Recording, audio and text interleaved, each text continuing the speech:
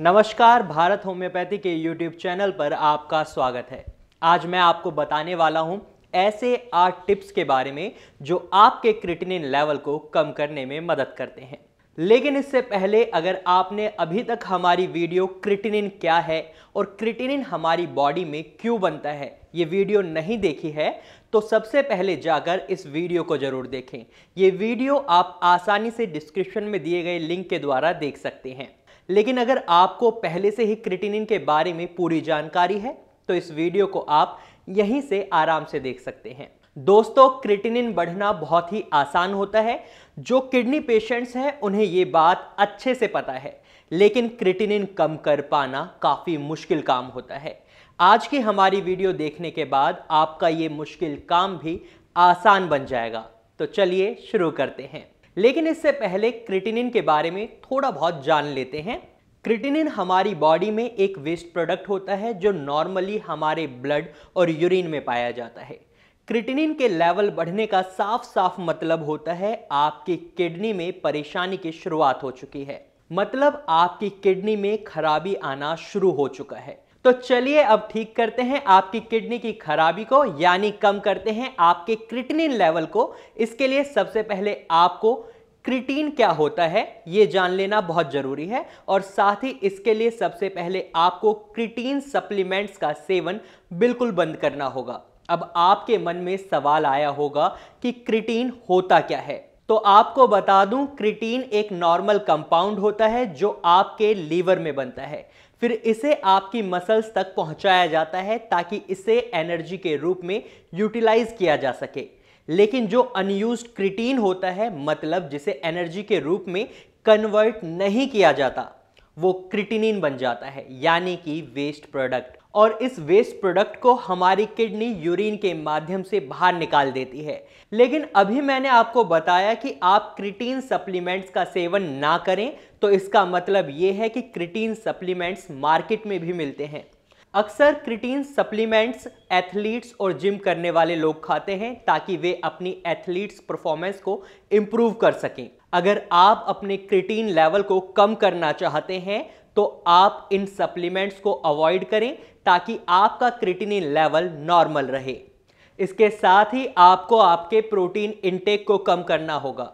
आपको बता दें, काफ़ी रिसर्चेस में देखा गया है और भारत होम्योपैथी में भी जो पेशेंट्स आते हैं उनमें भी देखा गया है कि लार्ज अमाउंट में प्रोटीन खाना भी क्रिएटिनिन लेवल को बढ़ाता है।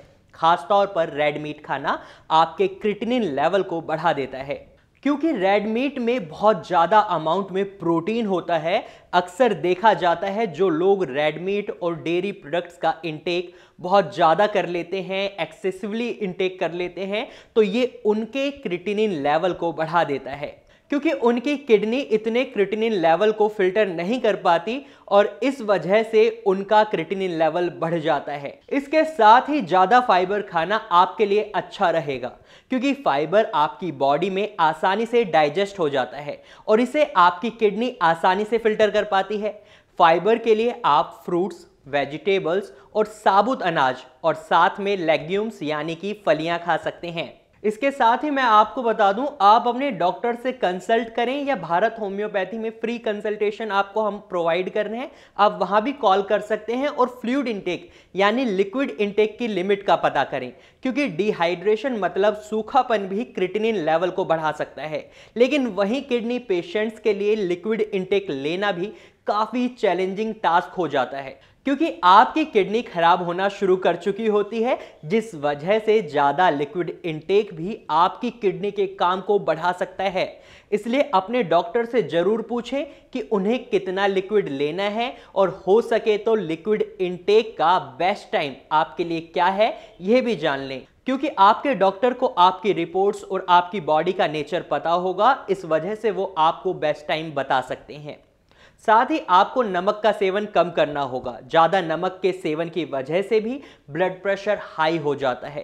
खासकर प्रोसेस्ड फूड को अवॉइड करें, क्योंकि इनमें सोडियम और फास्फोरस के साथ पैक किया जाता है, जो रीनल इश्यूज को बनाते हैं और जनरेट करते हैं। इसके साथ ही आपका क्रिएटिनिन लेवल बढ़ जाता है। इसलिए मैं तो आपको यही एडवाइस दूंगा कि आप अनप्रोसेस्ड फूड और हल्के मसाले वाले खाने को ही अपनी डाइट में शामिल करें। इससे आपका क्रिएटिनिन लेवल नॉर्मल रहेगा।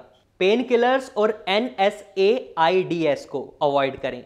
NSAID से मतलब है non steroidal anti inflammatory drugs, मतलब कि पेन किलर्स की तरह ये दवाइयां होती हैं।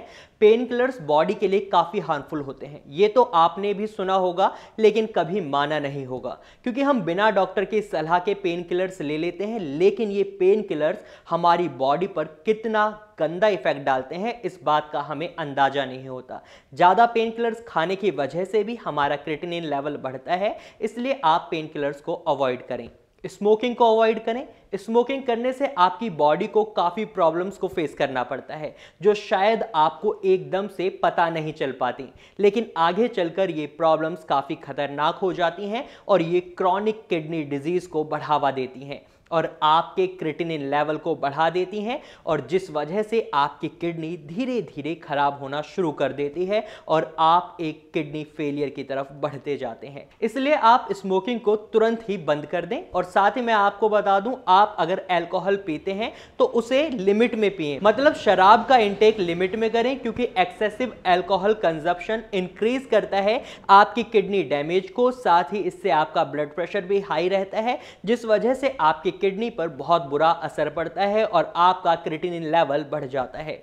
तो ये थे वो 8 टिप्स जिससे आप अपनी किडनी को हेल्दी रख सकते हैं और अपने क्रिएटिनिन लेवल को नॉर्मल ला सकते हैं। लेकिन इसके साथ साथ जरूरी है आपको सही उपचार को चुनना, क्योंकि अगर आप सही उपचार नहीं चुनते और आप बस होम रेमेडीज करते हैं या इन 8 टिप्स को फॉलो करते हैं, आपको असर दिखेगा, लेकिन उतनी तेजी से नहीं जितनी तेजी से आप उम्मीद कर रहे हैं। क्योंकि ये रेमेडीज हैं, ये कुछ उपाय हैं जो आपकी मदद कर सकते हैं, लेकिन दवाई लेना भी बहुत जरूरी होता है। अब दवाई की बात आई है तो कहां से लें दवाई?